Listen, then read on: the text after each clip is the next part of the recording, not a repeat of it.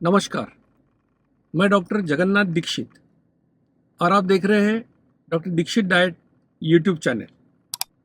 आज थोड़ा जर्नी में था, इसलिए वीडियो गाड़ी में बैठ के ही बना रहा हूँ।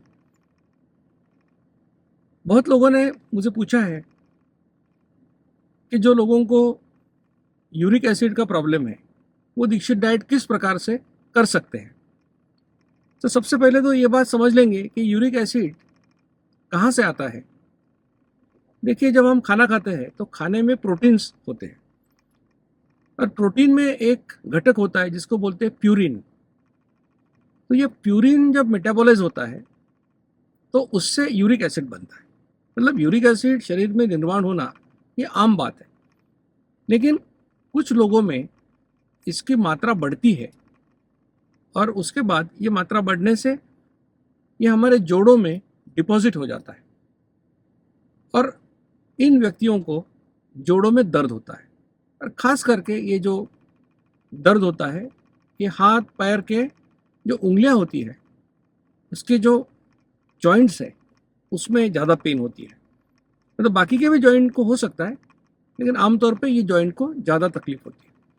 और फिर यूरिक एसिड ज़्यादा होने से जोड़ों में सूजन आना, दर्द होना, ये समस्या इनको आती है। तो अभी जब दीक्षित लाइफस्टाइल आप फॉलो करते हो, दीक्षित डाइट फॉलो करते हो, तो हमने आपको कहा है कि आपको खाने में प्रोटीन की मात्रा बढ़ाना है और कार्बोहाइड्रेट की मात्रा कम करना है। तो बहुत लोग दुविधा में पड़ जाते हैं कि हाँ, आपने तो हमको प्रोटीन बढ़ाने के लिए बोला है, लेकिन हमको तो यूरिक एसिड का प्रॉब्लम है, तो हम क्या करेंगे।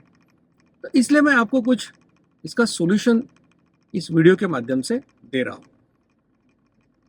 और आपको विनती करूँगा कि ऐसे ही नई नई जानकारी आपके पास पहुँचती रहे, इसलिए इस चैनल को आप ज़रूर लाइक कीजिए, सब्सक्राइब कीजिए, शेयर कीजिए। अब मैंने कहा कि यूरिक एसिड प्रोटीन में जो प्यूरिन नाम का फैक्टर होता है उसका डिग्रेडेशन होने के बाद ये यूरिक एसिड बनता है। तो अगर आपको यूरिक एसिड का प्रॉब्लम है और दीक्षित डाइट फॉलो कर रहे हो तो आप क्या कर सकते हो। सबसे पहली बात है कि आपको पानी ज़्यादा पीना है। ज़्यादा का मतलब है लगभग 3 से 4 लीटर तक पानी आपको पीना है। दूसरी बात आपको बताऊंगा कि शराब से, खास करके बियर से, आपको हमेशा दूर रहना है। तीसरी बात यह है कि अगर आप कोई दवा लेते हो कि या फिर आपके किडनी को कोई प्रॉब्लम हुआ है तो उसकी जो दवा उसको चाहिए आपके डॉक्टर से पूछ के उसकी मेडिसिन आपको चालू करना है। मतलब अनकंट्रोल्ड कंडीशन में नहीं रहना है। अब आप खाने में क्या ले सकते हो, आप कौन से प्रोटीन ले सकते हो। तो अच्छी बात है कि आप दूध या दूध से बने हुए जो भी पदार्थ है, जैसे चीज़ है, पनीर है, वो आप ले सकते हो। इसका आपको कोई प्रॉब्लम नहीं है। दूसरा है मूंग, मटकी, ये जो पदार्थ है, सोयाबीन, इसके प्रोटीन भी आप ले सकते हो। लेकिन बेसन या हरभरा, चना, इससे आप दूर रहिए। तीसरी बात है, मतलब कौन से प्रोटीन लेना चाहिए, अब ये मैंने आपको बताया। कौन से आपको अवॉइड करना है। अगर आप नॉन वेजिटेरियन हो तो जो सी फूड होता है, खास करके क्रैब्स वगैरह, उससे आपको दूर रहना है और मटन आपको नहीं खाना है। अगर आपको खाना है नॉनवेज में तो आप अंडे खा सकते हो और कम मात्रा में चिकन भी खा सकते हो। यानी कि आपको ये समझ में आया होगा कि आप दीक्षित लाइफस्टाइल भी कर रहे हो तो आपके लिए प्रोटीन सोर्स काफ़ी अवेलेबल है। मतलब ऐसे डरने की बात नहीं कि मैं प्रोटीन कैसे खाऊंगा। आपको जो ऐसे ड्रिंक्स होते हैं जैसे कोल्ड ड्रिंक्स, उसमें शक्कर बहुत ज़्यादा होती है, उससे दूर रहना है। आर्टिफिशियल जो फ्रूट का जूस होता है, फलों के रस होते हैं, उसमें भी काफ़ी शक्कर होती है, उससे भी आपको दूर रहना है। तो इन चीज़ों से अगर आप दूर रहेंगे तो यकीन है कि आप प्रोटीन सोर्स आपको अच्छी तरह से मिलेगा। और एक अहम बात है कि बहुत लोगों को ऐसा लगता है कि हम ज़्यादा प्रोटीन खाएंगे तो हम ज़्यादा हेल्दी हो जाएंगे। ये गलत बात है। आमतौर पर हमको 0.8 ग्राम्स पर किलोग्राम बॉडी वेट, यानी कि अगर आपका वजन 70 किलो है तो 70 इंटू 0.8 यानी कि 56 ग्राम प्रोटीन की आपको ज़रूरत है। अब ये प्रोटीन कैसे मिलेगा। 2 अंडे खाए तो आपको 12 ग्राम प्रोटीन मिलेगा। अगर आपने 200 ग्राम गेहूँ खाया या चावल खाया, गेहूँ खाया, तो आपको 22 ग्राम प्रोटीन मिलेगा। इसका मतलब यह है अगर आपने मूंग या मटकी जैसे स्प्राउट्स खाया 100 ग्राम तो उसको आपको 20 ग्राम मिलेगा। यानी कि आपको जो 56 ग्राम प्रोटीन पाने के लिए ज़्यादा कुछ कोशिश करने की ज़रूरत नहीं है, लेकिन थोड़ा सावधानी से जो पदार्थ आप खाते हो उसमें बदलाव आपको लाना है। इससे ज़्यादा आपको कुछ करना नहीं है। मतलब ऐसा नहीं है कि आपको 200 ग्राम प्रोटीन खाना है, 150 ग्राम प्रोटीन खाना है। वो ठीक है कि जिनको बॉडी बिल्डिंग करना है या जिनको ऐसा कुछ मसल डेवलप करना है बहुत ज़्यादा, उनके लिए उनका ट्रेनर जैसा बोलेगा वैसा वो कर सकते हैं।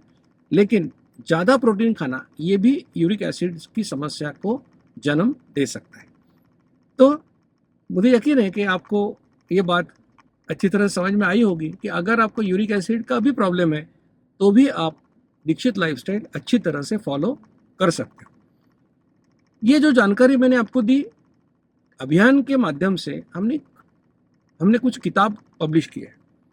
ये किताब अंग्रेजी, हिंदी और मराठी 3 लैंग्वेज में है।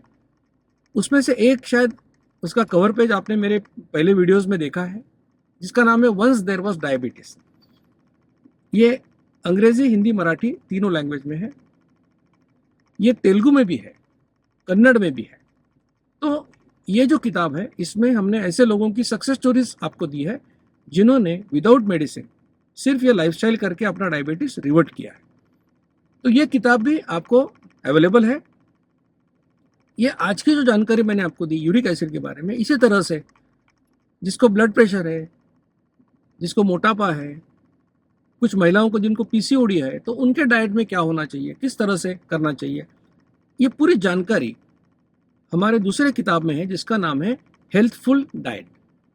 हिंदी में स्वास्थ्यप्रद आहार और मराठी में आरोग्यदायी आहार। तो ये तीनों किताब भी आपको अवेलेबल है। वीडियो के बाद जो मैंने आपको व्हाट्सएप नंबर दिया है और ईमेल एड्रेस दिया है, तो उस व्हाट्सएप नंबर के ऊपर अगर आपने मैसेज किया कि आपको ये किताब चाहिए, तो ये किताब आपकी तरफ कुरियर से या स्पीड पोस्ट से हम लोग पहुंचा सकते हैं। मुझे यकीन है कि इस प्रकार से ये किताब पढ़ने से आपकी जानकारी में काफ़ी इजाफा होगा और आपको ये बातें अच्छी तरह से समझ में आएगी। तो इस प्रकार से आप यूरिक एसिड होने के बावजूद दीक्षित लाइफस्टाइल अच्छी तरह से फॉलो कर सकते हो और आपका मोटापा कम कर सकते हो और डायबिटीज रिवर्ट कर सकते हैं। मैं आप सभी को शुभकामनाएं देता हूं कि आपको मधुमेह मुक्त जिंदगी मिले। इस चैनल को आप ज़रूर लाइक करें, शेयर करें, सब्सक्राइब करें और आपके रिश्तेदार जिनको डायबिटीज़ है, मोटापा है, आपके दोस्त जिनको ये समस्या है, उनको ज़रूर साझा कीजिए। मैं आपको फिर एक बार शुभकामनाएं देता हूं।